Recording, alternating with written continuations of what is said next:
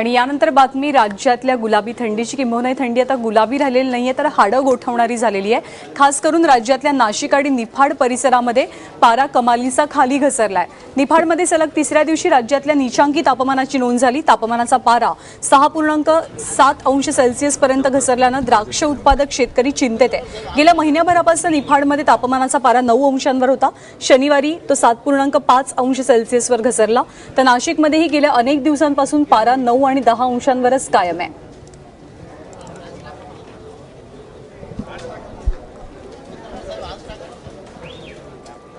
गेल्या आठवड्याभरात नाशिकचं तापमान तब्बल 8 अंश सेल्सिअसनं कमी झालंय। साधारणतः 8 ते 7 अंश सेल्सिअस पर्यंत तापमान स्थिरावल्यामुळे नाशिककर सध्या गुलाबी थंडीचा आनंद घेत आहे। आता मी गोल्फ क्लब मैदानावर आहे आणि आपण बघू शकतोय की जॉगिंगला लोक येत आहेत, फिरतायत। खरं तर गुलाबी थंडीमध्ये सदृढ आरोग्यासाठी जॉगिंगला येणं हा एक दिनक्रम मानला जातो। अनेक हजारो नाशिककर जे आहेत ते शहरातल्या वेगवेगळ्या जॉगिंग ट्रॅक, ग्रीन जिम मध्ये सध्या गर्दी करताना पाहायला मिळतात। या व्यतिरिक्त अनेक व्यायामशाळांमध्ये तरुणांची गर्दी वाढलेली आहे।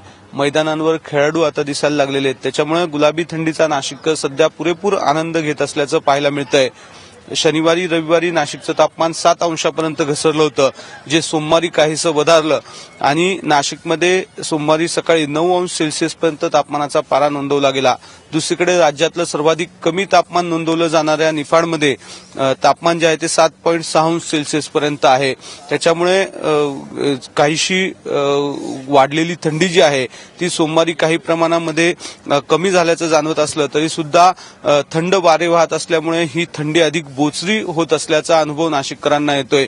येणाऱ्या आठवडाभर अशाच पद्धतीने थंडी कायम राहील आणि तापमानाचा पारा अधिक घसरण्याची शक्यता हवामान खात्यानं वर्तवली आहे। कॅमेरामन किरण कटारेसह सागर वैद्य, एबीपी माझा, नाशिक।